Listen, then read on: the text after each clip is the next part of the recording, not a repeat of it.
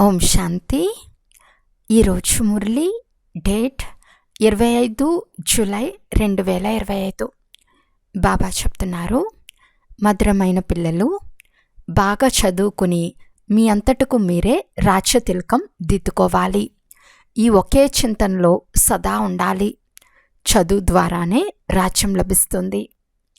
ప్రశ్న: పిల్లలు ఏ ఉత్సాహంలో ఉండాలి? ఎందుకు వ్యాఖ్యుల పడరాదు?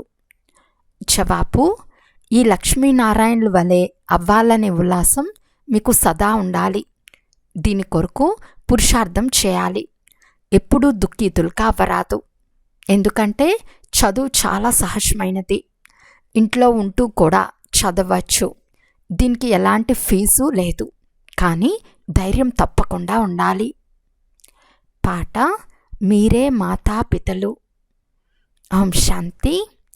పిల్లలు తమ తండ్రి మహిమను విన్నారు. మహిమ ఒక్కరిదే, వేరెవ్వరి మహిమ గాయనం చేయబడదు. బ్రహ్మ, విష్ణు, శంకరులకు కూడా ఏ మహిమ లేదు. తండ్రి బ్రహ్మ ద్వారా స్థాపన చేయిస్తారు, శంకరుని ద్వారా వినాశనం చేయిస్తారు, విష్ణు ద్వారా పాలన చేయిస్తారు. లక్ష్మీనారాయణులు కూడా అలాంటి యోగ్యులుగా శివబాబాయే చేశారు.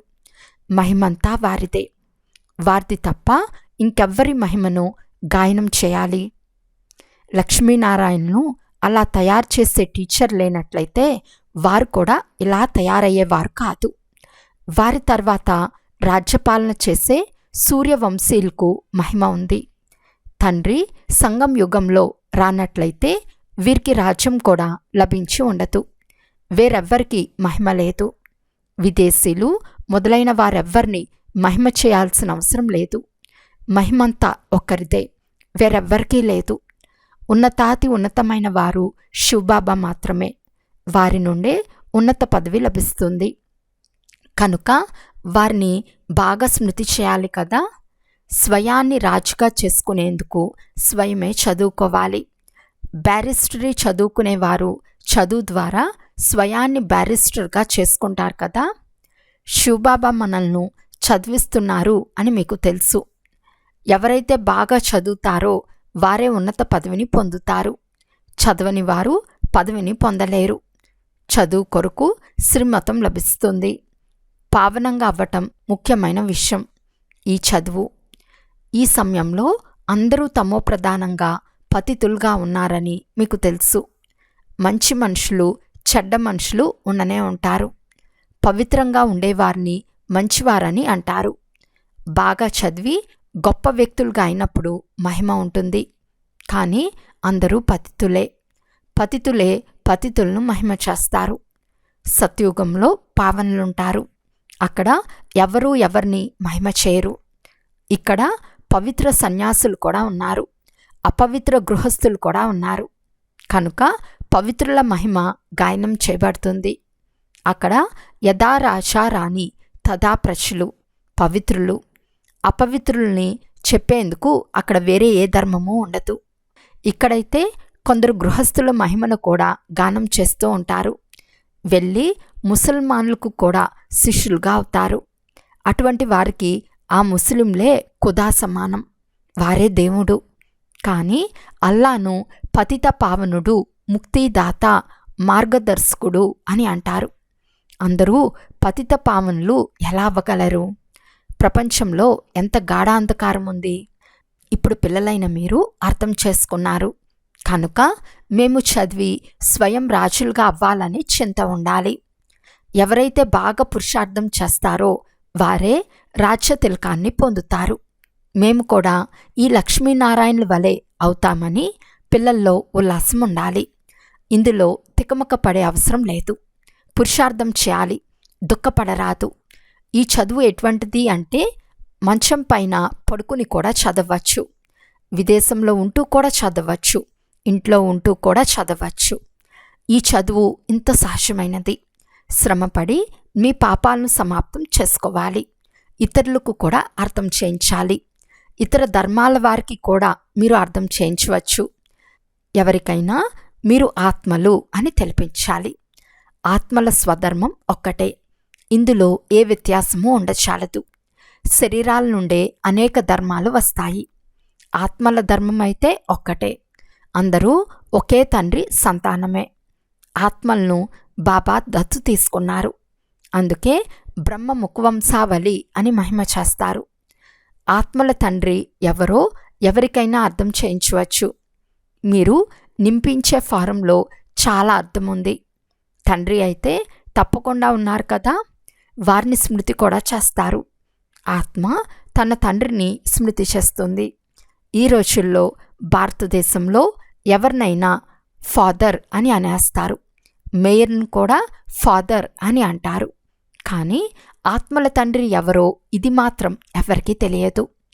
మీరే తల్లి తండ్రి అని మహిమ కూడా చేస్తారు. కానీ వారు ఎవరో ఎలా ఉంటారో ఏమీ తెలియదు. భారతదేశంలోనే మీరు మాతాపితులు అని పిలుస్తారు. తండ్రియే ఇక్కడికి వచ్చి ముఖవంశావళిని రచిస్తారు. భారతదేశంనే మాతృదేశము అని అంటారు. ఎందుకంటే ఇక్కడే శివబాబా మాతాపితల రూపంలో పాత్రను అభినయిస్తారు. ఇక్కడే భగవంతుని మాతాపితల రూపంలో స్మృతి చేస్తారు. విదేశాలలో కేవలం గాడ్ ఫాదర్ అని పిలుస్తారు. కానీ పిల్లలను దత్తు తీసుకునేందుకు తల్లి కూడా కావాలి కదా. పురుషుడు కూడా స్త్రీని దత్తు చేసుకుంటాడు. తర్వాత వారి ద్వారా పిల్లలు జన్మిస్తారు. రచన రచింపబడుతుంది. ఇక్కడ కూడా ఇతనిలో తండ్రి అయిన పరంపిత పరమాత్మ ప్రవేశించి దత్తత చేసుకుంటారు. పిల్లలు జన్మిస్తారు. అందుకే వీరిని మాతాపిత అని అంటారు. వారు ఆత్మలకు తండ్రి. వారు ఇక్కడికి వచ్చి ఉత్పత్తి చేస్తారు. మీరు పిల్లలుగా అవుతారు. కనుక ఫాదర్ మదర్ అని అంటారు. అది అతి మధురమైన ఇల్లు. అక్కడ ఆత్మలు నివసిస్తాయి. అక్కడకు బాబా తప్ప వేరెవ్వరూ తీసుకెళ్ళలేరు. ఎవరైనా కలిస్తే మీరు మధురమైన ఇంటికి వెళ్ళాలని అనుకుంటున్నారా అని అడగండి. అలాగైతే తప్పకుండా పావనంగా అవ్వవలసి ఉంటుందని చెప్పండి. ఇప్పుడు మీరు పతితులుగా ఉన్నారు. ఇది ఇనుపయుగ తమో ప్రధాన ప్రపంచం. ఇప్పుడు మీరు వాపస్ ఇంటికి వెళ్ళాలి. ఇనుపయుగ ఆత్మలు వాపస్ ఇంటికి వెళ్ళలేవు. ఆత్మలు మధురమైన ఇంట్లో పవిత్రంగా ఉంటాయి. కనుక స్మృతి ద్వారానే వికర్మలు వినాశనమవుతాయని ఇప్పుడు తండ్రి అర్థం చేయిస్తున్నారని చెప్పండి. ఏ దేహదారిని స్మృతి చేయకండి. బాబాను ఎంతగా స్మృతి చేస్తారో అంత పావనంగా అవుతారు. అంతేకాక నెంబర్ వారుగా ఉన్నత పదవిని పొందుతారు. లక్ష్మీనారాయణల చిత్రం చూపించి ఎవరికైనా అర్థం చేయించడం కూడా సులభం. భారతదేశంలో వీరి రాజ్యం ఉండేది. వీరు రాజ్యం చేస్తున్నప్పుడు విశ్వంలో శాంతి ఉండేది. విశ్వంలో శాంతిని తండ్రి మాత్రమే తీసుకురాగలరు. వేరెవ్వరికీ ఆ శక్తి లేదు. ఇప్పుడు తండ్రి మనకు రాజయోగాన్ని నేర్పిస్తున్నారు. నూతన ప్రపంచంలో రాజాది రాజులుగా ఎలా అవ్వగలరో తెలియచేస్తున్నారు. బాబాయే జ్ఞానసాగర్లు. కానీ వారిలో ఏ జ్ఞానం ఉందో ఎవరికీ తెలియదు. సృష్టి ఆది మధ్యాంతాల చరిత్ర భూగోళాలు బేహద్ తండ్రి మాత్రమే వినిపిస్తారు. మనుషులు కొన్నిసార్లు సర్వవ్యాపి అని అంటారు, లేక అందరి ఆంతరంగంను తెలిసినవాడని అంటారు. స్వయాన్నిలా చెప్పుకోలేరు. ఈ విషయాలన్నీ తండ్రి కూర్చుని అర్థం చేయిస్తున్నారు. బాగా ధారణ చేసి హర్షితంగా వాలి. ఈ లక్ష్మీనారాయణల చిత్రాన్ని సదా హర్షితముఖులుగానే తయారు చేస్తారు. స్కూల్లో పెద్ద తరగతిలో చదివేవారు ఎంత హర్షితంగా ఉంటారు. వీరు చాలా పెద్ద పరీక్ష పాస్ అవుతున్నారని ఇతరులు కూడా అర్థం చేసుకుంటారు. ఇది చాలా ఉన్నతమైన చదువు.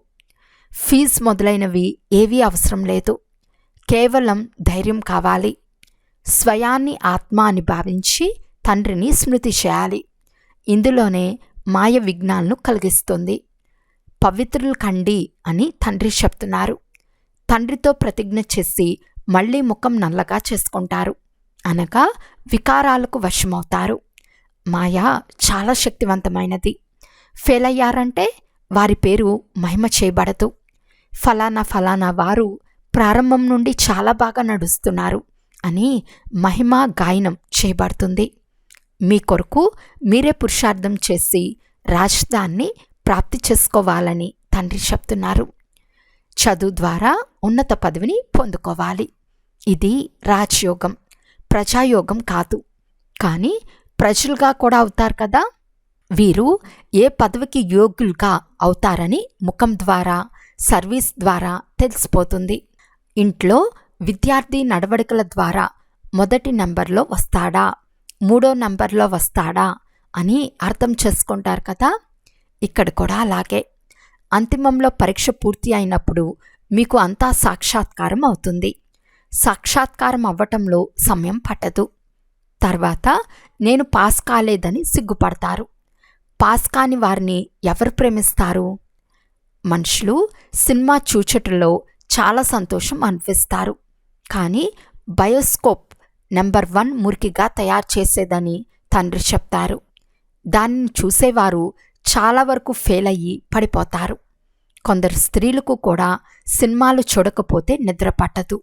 సినిమా చూసేవారు అపవిత్రులయ్యి పురుషార్థం తప్పకుండా చేస్తారు.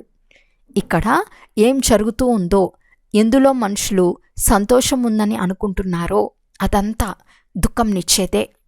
ఇవి వినాశీ సంతోషాలు. అవినాశీ ఖుషి అవినాశీ తండ్రి ద్వారానే లభిస్తుంది. బాబా మనల్ని ఈ లక్ష్మీనారాయణుల వలె తయారు చేస్తారని మీకు తెలుసు. మొదట 21 జన్మలకని రాసేవారు. కానీ ఇప్పుడు బాబా 50-60 జన్మలని రాస్తారు. ఎందుకంటే ద్వాపరంలో కూడా మొదట చాలా ధనవంతులుగా సుఖంగా ఉంటారు కదా. భలే పతితులుగా అవుతారు. కానీ ధనం చాలా ఉంటుంది. పూర్తిగా తమోప్రధానమైనప్పుడు దుఃఖం మొదలవుతుంది. మొదట సుఖంగానే ఉంటారు. ఎప్పుడు చాలా దుఃఖితులుగా అవుతారో అప్పుడు తండ్రి వస్తారు. మహా అజామిలుని వంటి పాపాలను కూడా ఉద్ధరిస్తారు. నేను అందరికీ ముక్తిధామానికి తీసుకెళ్తాను.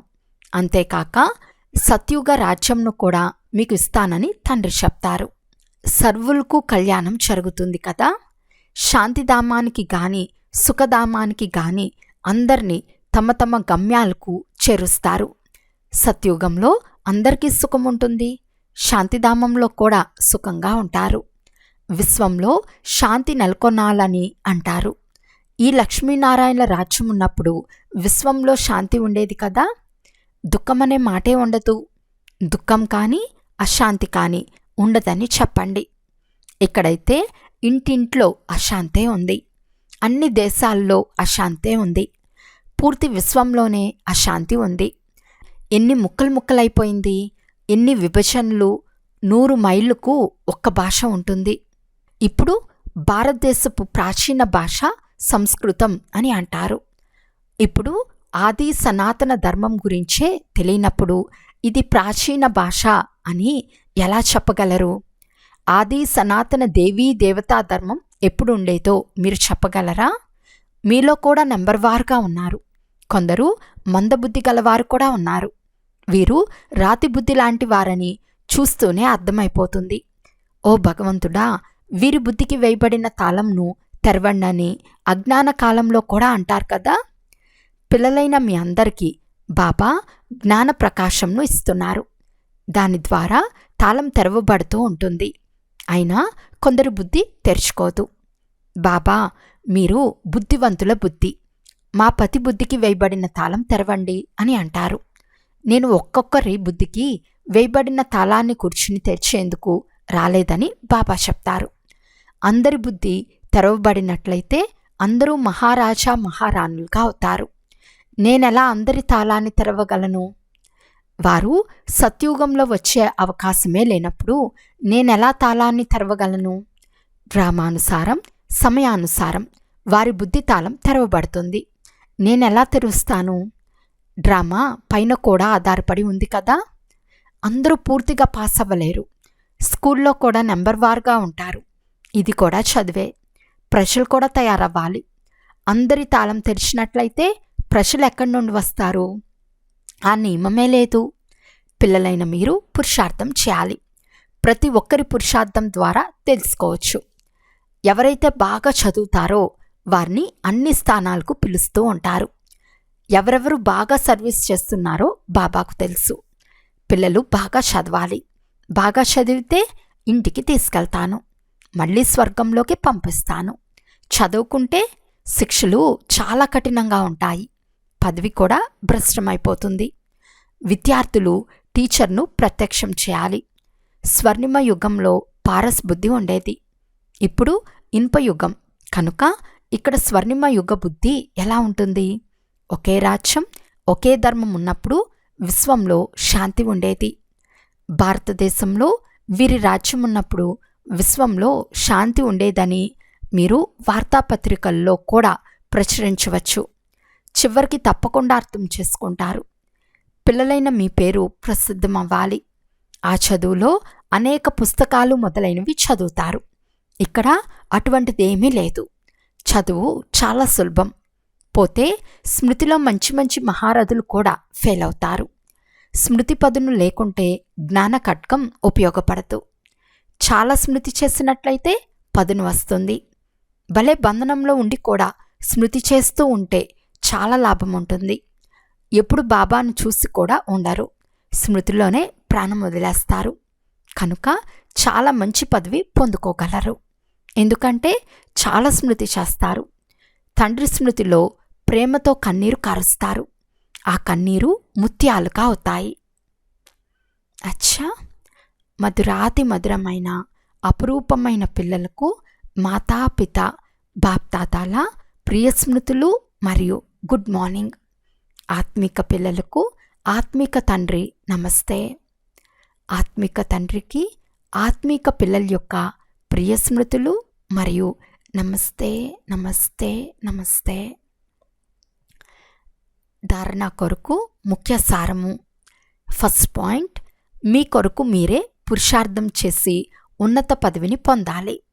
చదువు ద్వారా స్వయానికి రాజ్యతిలకంను దిద్దుకోవాలి. జ్ఞానం బాగా ధారణ చేసి సదా హర్షితంగా ఉండాలి. సెకండ్ పాయింట్, జ్ఞాన ఖడ్గంలో స్మృతి అనే పదును నింపాలి. స్మృతి ద్వారానే బంధనాలను తెంచాలి.